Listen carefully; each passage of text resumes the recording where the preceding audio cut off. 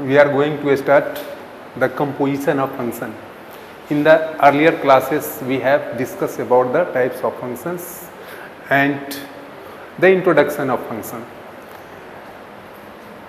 In this chapter we will get the composition of function. Composition means combined कर देना, two functions को एक साथ मिक्सअप कर देना, कंबाइन टू और थ्री फंक्शंस को एक साथ मिक्सअप कर देना, कंबाइंड कर देना, दैट इज कॉल्ड क्या, composition of function. As for example I have written here, if f such that a tends to b be a function and g such that b tends to c be another function, then the composition of f and g is denoted by GOF. The composition of f and g is denoted by GOF and defined as follows. GOF को हम लोग इस तरह से define करेंगे, GOF such that a tends to c such that GOF of x is equal to g of fx for all x belongs to set A. Clear हो गया होगा. इसमें मुख्य रूप से हमें दो बात देखनी है ना, तीन बात देखनी है. यहां फर्स्ट में f कोई फंक्शन हो a से b में, एंड सेकेंड g कोई फंक्शन हो b से c में. माइंड में यह सेट करके रखेंगे आप कि f का जो कोडोमेन होगा वह g का डोमेन होना चाहिए. The codomain of f should be domain of g. और इसके बाद में और डिफाइन और बताएंगे कि रेंज और कोडोमेन में क्या रिलेशन होगा, ये सब हम देखेंगे. लेकिन यहाँ माइंड में सेट यही रखना पड़ेगा कि f a से b में फंक्शन है तो g को कहाँ से होना चाहिए, b से c में. कंटिन्यूअस फंक्शन है ना, कंटिन्यू करता हो b से, है ना, b another function, then the composition of f and g is denoted by GOF. Composition of f and g को हम लोग GOF से रिप्रेजेंट करते हैं और इसका मतलब होता है, डिफाइंड हम लोग ऐसे करेंगे कि GOF such that a tends to c such that GOF x is equal to g of fx for all x belongs to set A. Okay, problem नहीं होगा, है ना. आप यहां देख लीजिए. अब इसके बाद हम लोग इसको वेन डायग्राम के थ्रू हम लोग देख लेते हैं. जस्ट लाइक यहाँ पे हम लोग एक सेट A हमने ले लिया और यह हमने सेट B ले लिया और यहाँ हमने सेट C ले लिया. ओके, और यहाँ कोई फंक्शन है f such that a tends to b. यहाँ a से b में कोई फंक्शन हो गया, इसका एलिमेंट हमने x ले लिया और इसका एलिमेंट हमने y ले लिया और x is associated with y. और आप समझते हैं, आप लोग जानते हैं, हमने चर्चा कर दी है कि फंक्शन को हम रिप्रेजेंट कैसे करते हैं. जैसे y is equal to F X के थ्रू हम रिप्रेजेंट करते हैं, तो यहाँ पे हम y को क्या लिख सकते हैं, एफ एक्स भी लिख सकते हैं. ओके, y को एफ एक्स भी लिख सकते हैं. और थर्ड सेट हमने z ले लिया, इसका एलिमेंट c ले लिया, जिसका एलिमेंट हम z ले लेते हैं.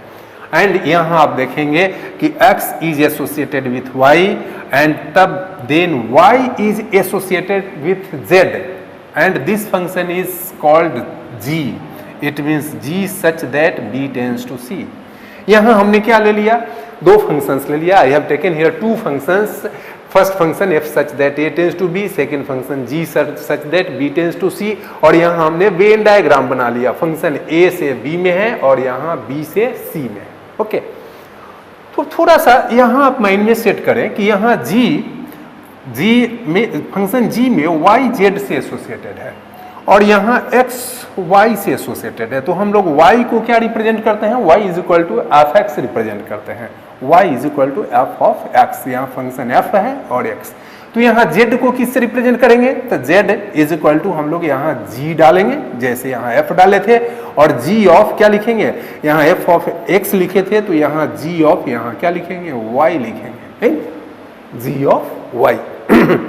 z को हम रिप्रेजेंट कर सकते हैं g ऑफ y, चूंकि y किसका एलिमेंट है, b का, और z किसका एलिमेंट है, c का. Just for example I have taken here x belongs to y, x tends to y, then we can write it y is equal to fx, f of x. Then here we can write z is equal to g of y and y का value यहाँ fx है, तो it can be also written as g of y के जगह ये value डाल देंगे, g of fx हो गया. यही ना डिफाइंड हो गया फंक्शन। तो यहाँ पे फंक्शन आपका f such that a tends to b है and g such that b tends to c है। तो दोनों को कंबाइन कर देंगे, दोनों को एक साथ कर देंगे, देन ये कहलाएगा आपका गॉफ। देयरफॉर यहाँ पे यह कहलाएगा gof such that a tends to c such that gof of x is equal to यह हो गया g of f(x) and for all x belongs to set A। Composition of functions हो गया क्या। तो यहां हम लोग क्या ले लिए, देखिए गॉफ सच दैट, यह दिमाग में सेट करके रखेंगे कि A से B में f फंक्शन है, G से B से C में G फंक्शन है। तो गॉफ कहां से कहां तक होगा, तो A टू C, यहां A टू C जो होगा यह गॉफ हो गया है ना, A to C gof. Okay, तो गॉफ के बारे में क्लियर हो गया है ना कि गॉफ A टू C हो गया और यहां डिफाइंड होगा gof of x is equal to g of f(x) हो गया। तो आप इसमें यह देख लें कि गॉफ को हम लोग इस तरह से डिफाइन कर लिए। तो अब यह माइंड में सेट करें कि गॉफ तो A से C में है, तो गॉफ का डोमेन क्या है मालूम हो, A हो गया, और इसका कोडोमेन क्या है, C हो गया। और हम यहां क्या देख रहे हैं कि f का भी डोमेन क्या है बताइए, A है। तो हम कह सकते हैं कि गॉफ का जो डोमेन है वही A का भी डोमेन है, मतलब domain of gof is equal to domain of f। Okay, तो चलिए आप यहां देख सकते हैं, देख सकते हैं कि डोमेन ऑफ गॉफ हम लिख सकते हैं कि domain of gof is equal to, आप लिख लेंगे domain of gof is equal to domain of f, दोनों इक्वल होता है ना। Domain of gof is equal to, इसको नोट में आप लिख सकते हैं, यहाँ नोट कर लिया फर्स्ट में कि डोमेन ऑफ गॉफ और डोमेन ऑफ f दोनों सेम होता है। इसी तरह से हमने तो domain of gof is equal to domain of f हमने लिखा। यदि डोमेन ऑफ हम यहाँ फॉग निकालें, जैसे गॉफ कंपोजिशन फंक्शन हमने ले लिया है f से g में, तो फॉग क्या हो जाएगा, पहले g होगा तब f होगा। तो यहाँ फॉग को क्या लिख सकते हैं, फॉग का डोमेन किसके डोमेन के इक्वल होगा, domain of g। Domain of gof किसके इक्वल है, डोमेन ऑफ f के इक्वल है। तो डोमेन ऑफ फॉग किसके इक्वल हो जाएगा, डोमेन ऑफ g के इक्वल हो जाएगा। और तीसरी बात यहाँ आप माइंड में सेट करके रखेंगे कि यहाँ है ना गॉफ तभी डिफाइंड होगा, देखो यहाँ कि सेट A का x is associated with y और y किसका एलिमेंट है, सेट B का, और B G का क्या है, डोमेन है। तो यहाँ यह देखना होगा कि y का वैल्यू B में बिलोंग करना चाहिए। इट मीन्स क्या हो गया कि रेंज ऑफ f, y के वैल्यू को क्या कहते हैं, रेंज कहते हैं, set of values of y range कहलाता है।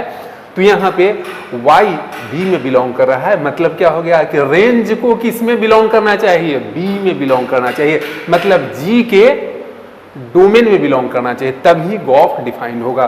तो नोट में यह भी आप लिख सकते हैं कि गॉफ इज डिफाइंड, गॉफ तभी डिफाइंड हो सकता है, Gauff is defined if range of f is the subset of domain of g। यह रेंज यहां यह माइंड में सेट करके रखें, डोमेन ऑफ g है ना। रेंज ऑफ f का रेंज g के डोमेन का जब सबसेट होगा, उसमें बिलोंग करेगा, तभी हम क्या कर सकते हैं, गॉफ को डिफाइन कर सकते हैं। Similarly we can write here कि है ना फॉग इज डिफाइंड, फॉग कब डिफाइंड होगा, तो fog is defined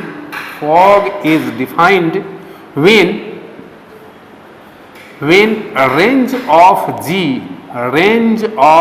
g is the subset of domain of f।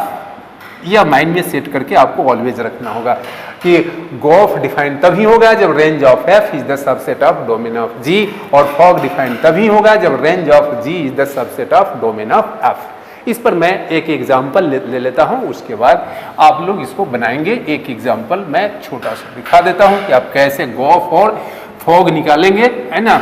इस पर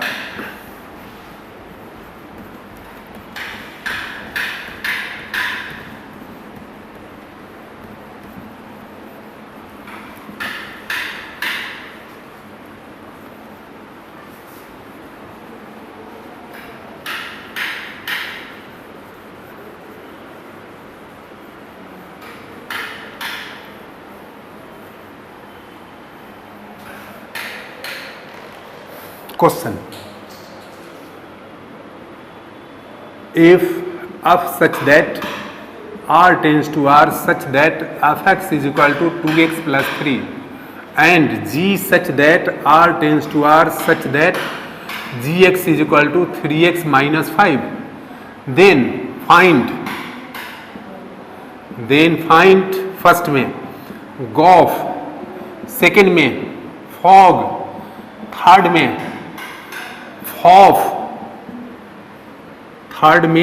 फॉफ, एंड फोर्थ में गॉग। कैसे निकालेंगे सो देखिए, सॉल्यूशन में आप चलेंगे, एफ एक्स मालूम है, जी एक्स मालूम है, तो फर्स्ट वाले को हम लोग लेते हैं गॉफ एक्स। गॉफ एक्स को क्या लिखेंगे, जी ऑफ एफ एक्स लिख सकते हैं। अब इज इक्वल टू इसको लिख सकते हैं जी ऑफ एफ एक्स। देखिए यहां एफ एक्स का वैल्यू यहां मालूम है, इस वैल्यू को यहां पुट कर देंगे, एफ एक्स के जगह क्या डाल देंगे 2x प्लस 3 हो गया। तो अब एफ एक्स का वैल्यू डाल दिया, अब जी ऑफ 2x प्लस 3, तो यहां देखिए यहां जी एक्स का वैल्यू मालूम है 3x माइनस 5, इसको थोड़ा सा समझ लेना है। तो g ऑफ 2x प्लस 3, देखिए यहाँ g ऑफ x है और यहाँ g ऑफ 2x प्लस 3 है, तो यहाँ x के जगह क्या आ गया 2x प्लस 3। तो gx का जहाँ वैल्यू होगा उसमें x को किससे रिप्लेस कर देंगे, इससे रिप्लेस कर देंगे, निकल जाए। क्लियर, देखो यहाँ g ऑफ 2x प्लस 3 हमें फाइंड आउट करना है और यहाँ gx का वैल्यू 3x माइनस 5 है ना। तो 3x यहाँ gx है, यहाँ g ऑफ 2x प्लस 3 है, तो यहाँ x के जगह इस दोनों को कंपेयर करेंगे तो x के जगह क्या है, यहाँ 2x प्लस 3 है। तो x के जगह जब 2x प्लस 3 है तो इसके वैल्यू में यदि हम x को रिप्लेस कर दें 2x प्लस 3 से, then we will get the value of g of 2x plus 3। तो gx का वैल्यू 3x माइनस 5 है, तो इसको लिख सकते हैं 3 इंटू एक्स के जगह 2x प्लस 3 एंड माइनस 5 हो गया। अब इसको सिंप्लीफाई कर दीजिए, then we will get the value of gof X. इसका वैल्यू क्या हो जाएगा 3 2 जा 6, 6x and plus 9 minus 14, plus 9 minus 14, plus 9 minus 14 क्या हो जाएगा प्लस 9 माइनस 5, तो यहाँ पे आपका हो जाएगा 4 हो गया। ओके, तो इसको आप कैलकुलेशन करके अपना निकाल लीजिएगा। अब देखिए तो गॉफ हो गया, आप फॉग यदि निकालना चाहेंगे तो fog of x is equal to F of क्या लिखेंगे gx लिखेंगे जैसा आप देखे हैं, और यहाँ f ऑफ gx, फिर यहाँ f ऑफ gx का वैल्यू देखिए, gx का वैल्यू यह है, इस वैल्यू को आप यहाँ फिर पुट कर दीजिए, 3x माइनस 5 हो गया। और फिर यहाँ देखिए अब f ऑफ 3x माइनस 5 निकालना है और हमें यहाँ fx का वैल्यू दिया गया है, तो इसमें x के जगह क्या आ गया इतना आ गया, तो इसके वैल्यू में x को रिप्लेस कर दीजिए इससे, मतलब जहाँ जहाँ x है वहाँ वहाँ यह वैल्यू डाल दीजिए। तो 2x है तो 2 इंटू 3x माइनस 5 हो गया एंड प्लस 3। अब इसको सिंप्लीफाई कर लीजिए, जो रिजल्ट आएगा सो आपका हो जाएगा 3 2 जाएगा 6 हो गया, 6x माइनस 10 प्लस 3, तो माइनस 10 प्लस 3 माइनस 7 हो जाएगा। एंड थर्ड में आप लिख सकते हैं फॉफ, है ना, फॉफ एक्स हम ले लेते हैं, तो फॉफ एक्स को क्या लिख सकते हैं आप एफ ऑफ एफ एक्स, जैसा हम लोग देखे हैं। फिर एफ ऑफ एफ एक्स का वैल्यू यहाँ मालूम है, फिर एफ एक्स का वैल्यू यहाँ से पुट कर देंगे 2x प्लस 3, और f ऑफ 2x प्लस 3 अब निकालना है, तो fx में x को किससे रिप्लेस कर देंगे 2x प्लस 3 से, then it will be 2 into x है ना, तो 2x plus 3 plus 3, 2x plus 3 plus 3 is equal to इसका वैल्यू निकाल लीजिए, तो यह 4x हो गया प्लस 6 प्लस 3 तो प्लस 9 हो गया। एंड लास्ट आप देख लेंगे गॉग ऑफ x यदि निकालना हो तो गॉग x g ऑफ क्या हो गया gx, ये तो अब अपने से निकाल सकते हो, इसमें दिक्कत नहीं होगी। g ऑफ gx का वैल्यू यहाँ मालूम है 3x माइनस 5 हो गया इज इक्वल टू, फिर gx का वैल्यू उसी तरह से निकालने के लिए x को इससे रिप्लेस कर देंगे, तो x को रिप्लेस करेंगे तो 3 into 3x minus 5 and minus 5 हो जाएगा, इट विल बी इसका वैल्यू हो जाएगा 9x माइनस 15 माइनस 5 तो माइनस 20।